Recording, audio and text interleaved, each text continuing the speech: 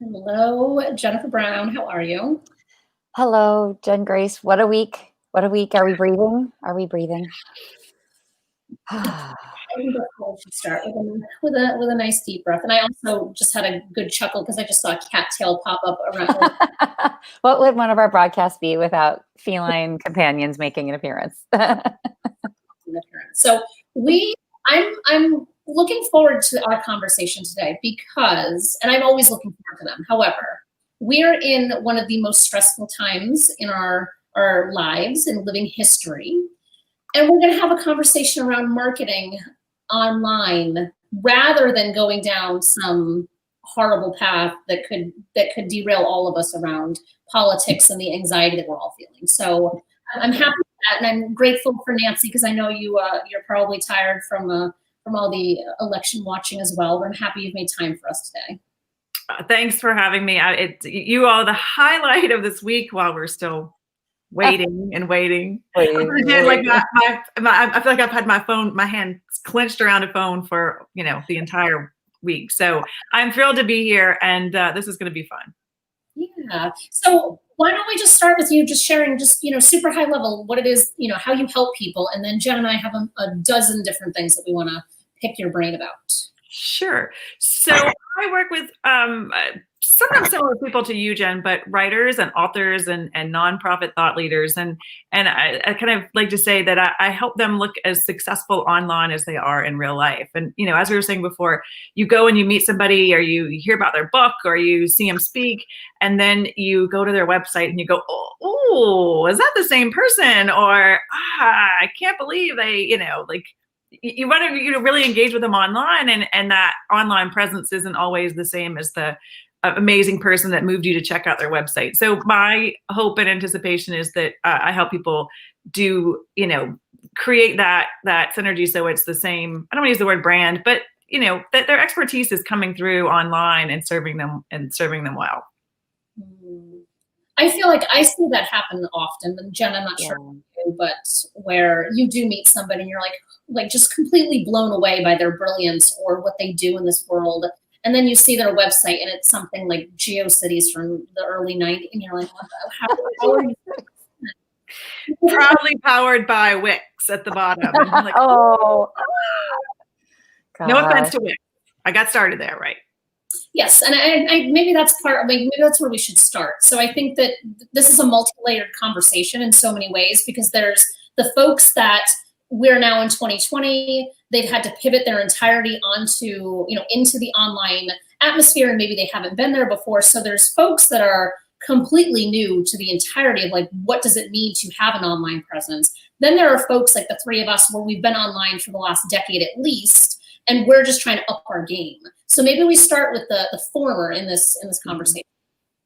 Right, and I think that's where the whole world shutting down, kind of drew a line for some people where it had been a nice to have, but not a requirement to have that online presence be as robust as it should have been. And suddenly when COVID hit and they're no longer on the speaking, gig, and the clients that they used to see in real life were happening, or the workshops or the trainings, that all totally dried up, and they had to suddenly pivot and be much more discoverable, interactive, and engaging online.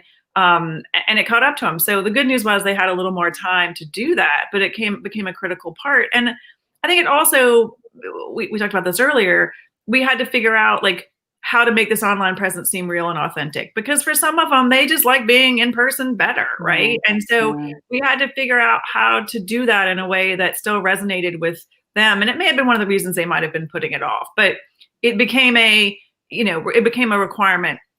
It was no longer I'll get to it when I need to get to it, right? And then I think that was your base level. And then to that second group, Jen, is, okay, I was, the three of us, we've been doing Zoom for years and years and years, but, how do we how do we get over Zoom fatigue, or how do we create communities, or how do we stay in touch with our people, right? Whether it's our collaborative partners, or it was our referral network, or it was truly, our community of people who we work really hard to bring along for this journey. How are we going to stay connected with them, at this next level, when their whole world is being bombarded with this Zoom link and that Zoom link, and it was Zoom fatigue. And a lot of us just wanted to, go deep and say, call me when it's over, but it's not going to be over. Yeah. So how do we wrestle with the Zoom fatigue? Or it's not even really the Zoom fatigue itself, because yes, while we're not using Zoom, but it's Zoom enough right now. But there's Zoom for client meetings, there's Zoom for team meetings, there's Zoom for some broadcast that you're doing, there's Zoom happy hours, there's Zoom networking, there's Zoom conferences. It's everywhere. So how do people kind of cut through that noise when they're trying, they now have to be online, but oh yeah, by the way, billions of people are also here too? Great question. And I think a few things. I personally, I don't know about you all, if I could have meeting, I went back to can we just make this a phone call? And everybody kept saying, don't you on a Zoom? And I'm like, no, I'm on 6 Zooms a day. If this is somebody I already know, I don't need to see your facial expressions. I don't need to spend 10 minutes worrying about technology. I'd like to pick up the phone and hear your voice and have that conversation. So that was a selfish plug for the good old fashioned phone. Sorry. It also got us away from our desks, or you could go sit on the sofa and have that call. And so I just went off piece, but don't be offended if I want to talk to you on the phone. But second of all, I think part of it was at least for me and in talking with people, was how do you create the community engagement? Because in a lot of these situations, it felt like all of the Zooms you just described, Jen, felt like a one-way interaction.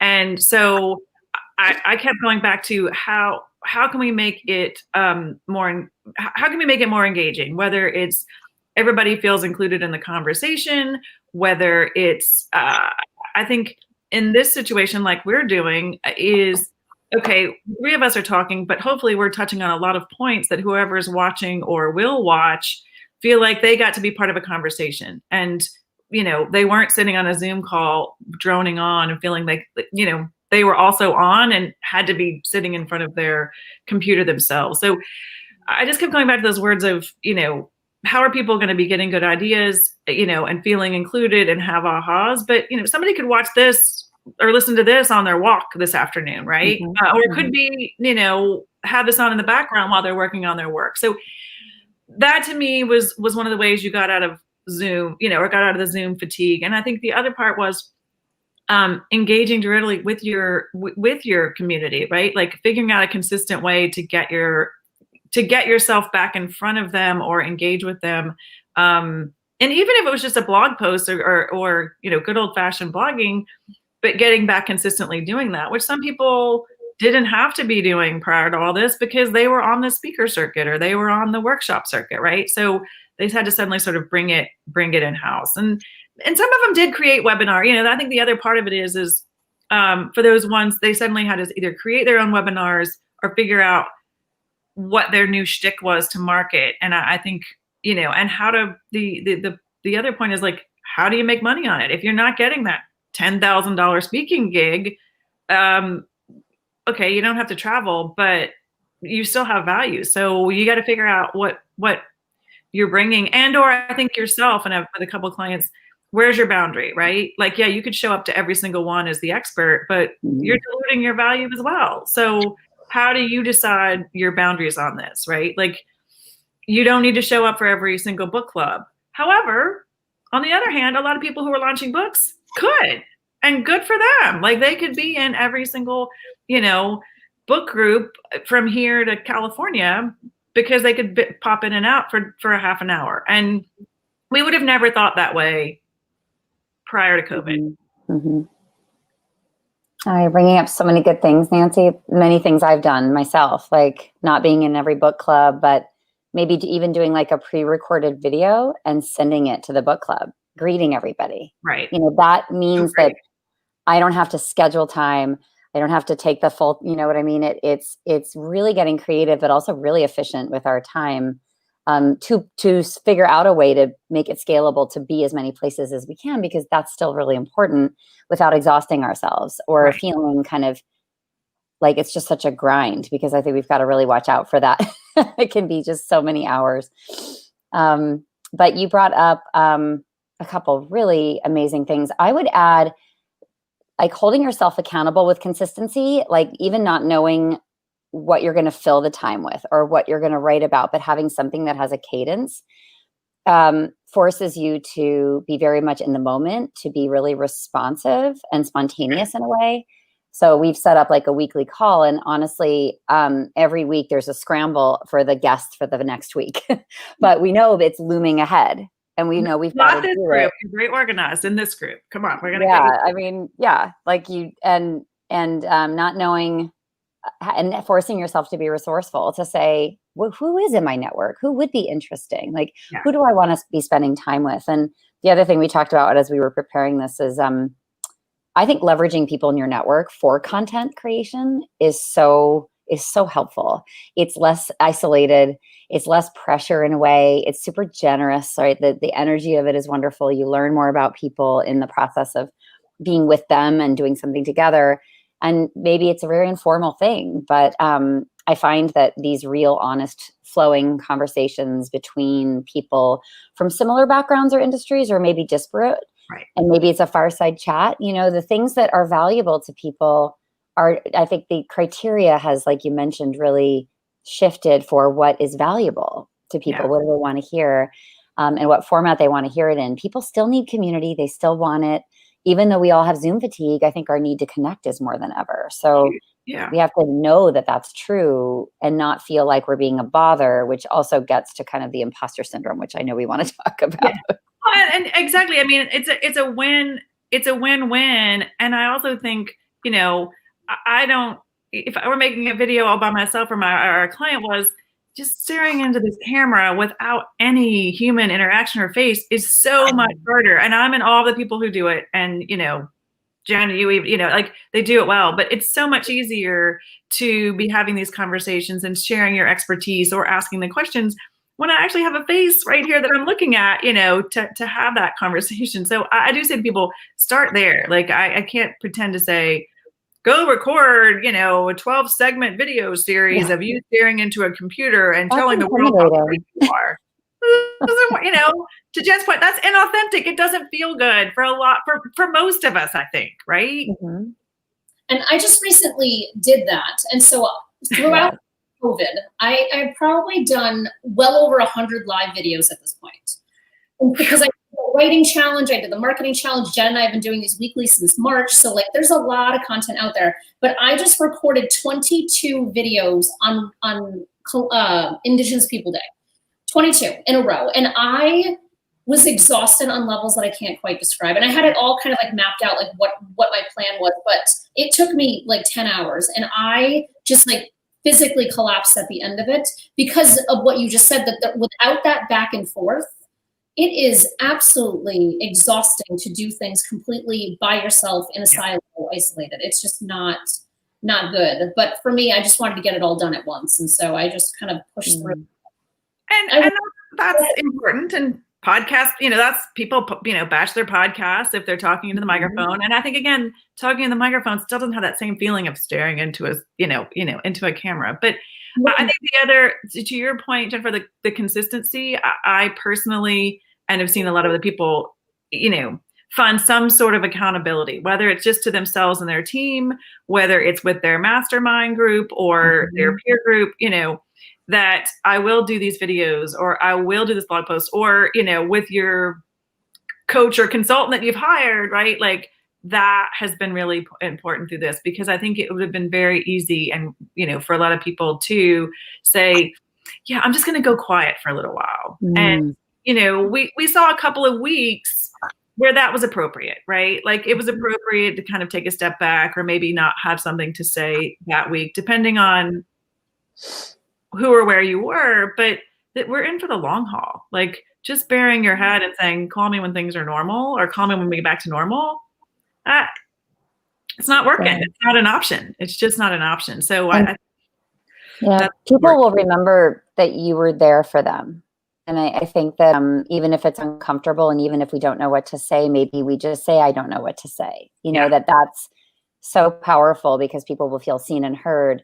So it's not assuming we have to have the answers. It's just asking the right questions, and the same questions that other people are asking. And that enables us to feel less alone when we, I guess, feel the uncertainty together. And we know that we can look to someone in our network that's, showing leadership, really. Right. But leadership isn't the answers. Leadership is the questions. It's building the container and getting out of the way. Right. It's convening people that are like-minded or working on the same stuff and letting them network.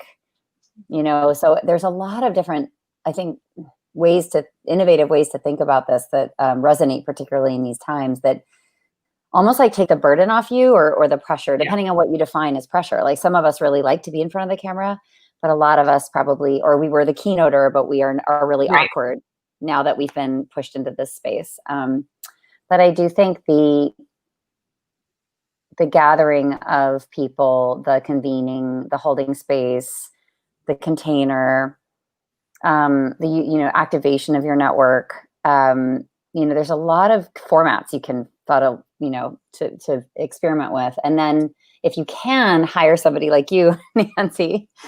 Oh, it's so brilliant to have people saying, let me build this for us. I think this is what you need as a brand. I think you're missing this, or you're at the level where you should be doing this. Like there's things we don't know what we don't know.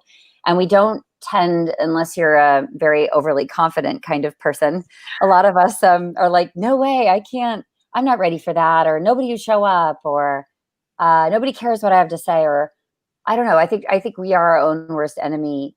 And this is a moment when we do need to go big, but not from an ego perspective, big from a value perspective. And we can, and we have to start small, but I think being confident in and certain in your place in the dialogue is really important. And that's like a mindset shift we need to have that is, I think, diametrically opposed with imposter syndrome. And a lot of us struggle with that. Women, LGBTQ people, anybody who's, I think, underrepresented in our fields, in the business world, we lack the role models. And that makes it harder to stick our neck out and say, I want to be like a focus. Right. And I think, a couple of things you talked about, like all these things we're talking about, to most people are like, they're not talking about marketing, but ultimately this is actually why we all do this, is because it is. And I just love, we're not here telling you about Facebook ads, right? We're not. And I think you have to nail and get all this, sorted out and settled, or define all this, and then layer in some of those tactical, other pieces that go with this. But until you've figured out this and are comfortable with it, or at least have somebody alongside cheerleading you through, then, it's going to be all the more, I think, genuine and authentic and real and value, as opposed to, so many people hate this idea of sales and marketing, right? Like, if you've figured this out, I just think that's such a critical piece. And then, we don't even have to call it marketing. Like, let's get you and your content consistently out, and it will sell itself, or it will do itself, or it will help market you as well. And so I think that's the other part, is a lot of people get very hung up on, personal brand and marketing and all of these things. And let's just take those labels out and get back to this core essence of, to your point, your expertise, sharing your value, and some of the behind the scenes, right? Like, I think if nothing else, this time, what's happened to us has all allowed us to be a little more vulnerable, but at the same time also be a little more experimental, right? Like, we're redefining every day. So you can say, I'm just trying this. I don't know what's going to happen, but so what? It's more comfortable. And that's the best part about COVID, which I know, Jenn, you and I have talked about in different kind of interviews that we've done this whole time, is that even just the show started very organically, where we were kind of commiserating at the beginning of COVID of like, what are we going to do with ourselves? Like, this is going to be here for a while. And so, it's just been very organic. And I think that there's something really nice about that. So, and that was just basically Jenn, you and I having a conversation, being like, okay, the sky is not falling. How do we just be a beacon of something hopeful, but also being authentic and honest when we're having rough weeks? Because we certainly have, as we've been doing this since March. But for folks that are watching us, or just really starting to explore, like, we are coming to the end of 2020.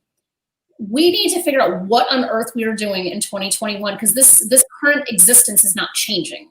So the call, I know. But for those that haven't listened to hey, like, you need to bring yourself online, you need to be doing things differently. like, what is there, like one specific thing or a couple specific things that folks can be thinking about now as they're planning for 2021, and like what that might look like? Because I feel like for us, it's just a matter of pivoting and amplifying and scaling some of the things that we're already doing. But there's a lot of people that, Nancy, to what you were just saying, that are afraid to even use the word marketing or have such a negative connotation with that word. But ultimately, like, getting your face and mingling and networking and connecting with people is going to be even more important in 2021. So, like, is there anything that you can think of that might help someone navigate? How do they at least start with all of these things that we're discussing? Yeah, I think, the good news is there, there's no rule book anymore, right? So I think it goes back to sort of what really works for you, or where is, what's comfortable, right? Like, I'm sure you have people or that you work with or know, some people hate social media, right? And so again, just flat out saying you have to be on social media is not an option. So I go back to sort of like, tell me where you are. Where are your people? What makes you happy and brings you joy when you're not doing your work, right? Like, where are your inspiring people? And let's just start there. Like, why does that person inspire you on Instagram? Or why are you reading that person?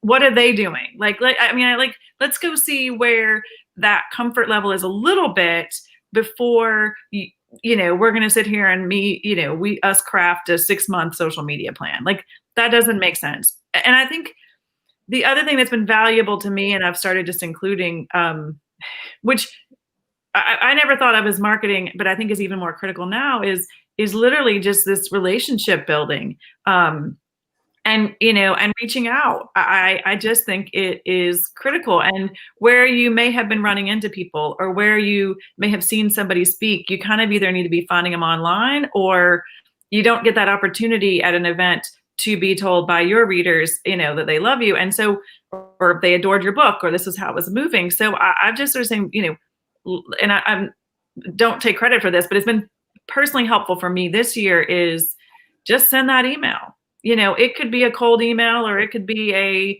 warm email, but I think building that network, I think, also helps raise you to sort of see like, oh, well, I see how that person started doing their video interview, or I see how that person started, or get in a group with that person, or find out what group they started with. Oh, they were in this community to start off with. I'm not sure I gave you one direct answer. I think it's go find out the paths that feel moderately aligned to you, or go be inspired by what other people are doing and figure out how they do it. Kelly Corrigan, I think, is doing a great job of just, she's not throwing spaghetti at walls, right? But when she's having a bad day, she gets on Instagram and says it. But it's not produced, and they're not fancy graphics. I'm inspired. I'm like, well, I can go on Instagram and do that too, and tell people I'm having a bad day if she can do it. It doesn't have to be that perfectly produced sort of thing. I think it's being real, but I think it's also not burying your head. You've got to find a path or two that works and resonates.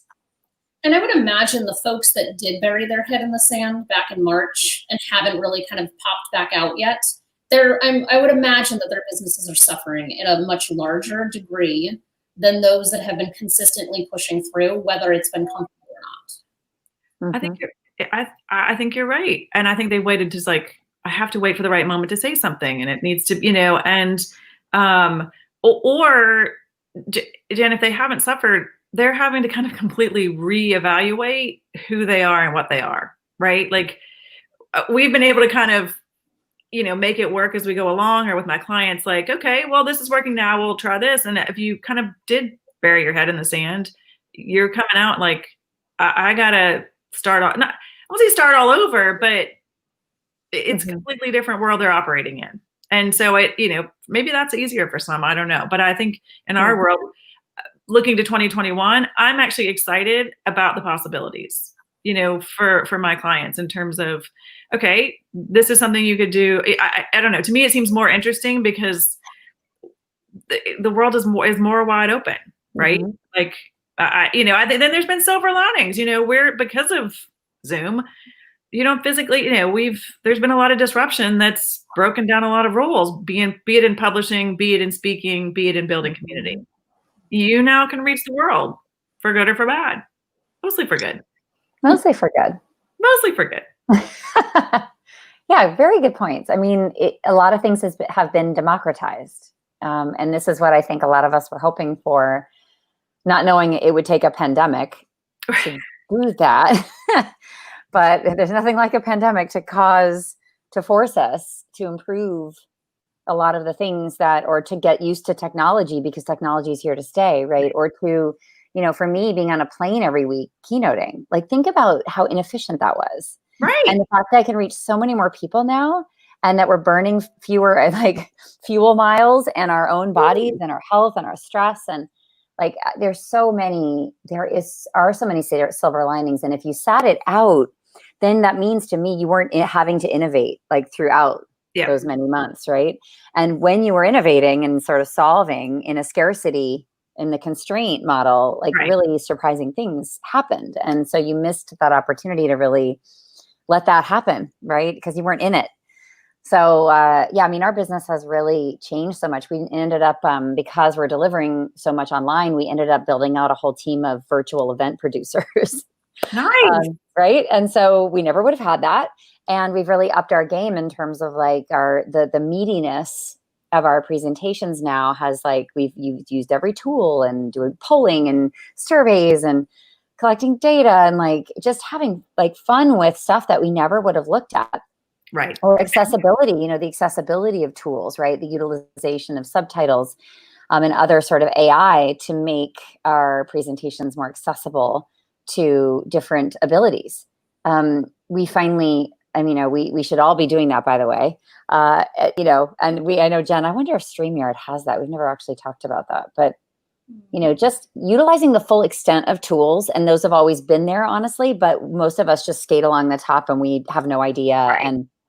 And so that's been a revelation too. And there's many things that a lot of us prefer about this life, which is, not everything. Some people are itching to get back to work, but in the physical office, but I don't, not me personally. It's evolving. And I think I hit a point personally where I was like, oh, this hybrid isn't going to work. And I was like, going forward, it's going to be a hybrid. Like it's no off or on. And I think, to your point, that's when I got excited. It was like, all right, then what are we going to figure out? What's the best in this middle for everybody?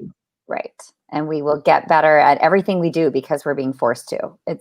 But you have to kind of keep that in mind. Like it feels like a chore or whatever. You're uncomfortable, you're experimenting, but experimentation should be part of every business, no matter what. We're just being forced to do it in a really compressed time. And yet, to your point you made earlier, we actually have more time, weirdly, to try. You're not on the airplane every week, right? Exactly. Oh, so much more time. And you're not commuting to your office. Like you've got 3 extra hours. Like, how are you going to build your brand? What are you going to try? Right. And now you do it because the people's expectations are not what they would have been prior to a pandemic. So you can try and you can test and fail, and people are not holding you to such a crazy high standard that you cannot meet. So now is the time to just try whatever the hell pleases you. Like there's something so beautiful about that. Exactly. I mean, and your data points are coming in every day, right? In terms of, well, that worked, that did it. I mean, I'm looking forward to it. It took me a little while to get here, but I think I'm okay with this uncertainty. It's gotten more exciting. Cool. That's an awesome closing note for us, Nancy. Thank you for joining us. My pleasure. Thanks for having me. I love checking with you all. Yes. Not talking about marketing, non-marketing. My favorite kind. Connecting, community, value, experimentation, really good themes from today, really good reminders. And work in the rain. Don't wait for the storm to pass. If we're in the rain for longer, it can be a really productive place, and we will discover lots of surprising nuggets along the way. Absolutely. Thanks for coming. Thank you, Nancy. My pleasure. Be well. Thanks, Grace. Bye. Maybe get some good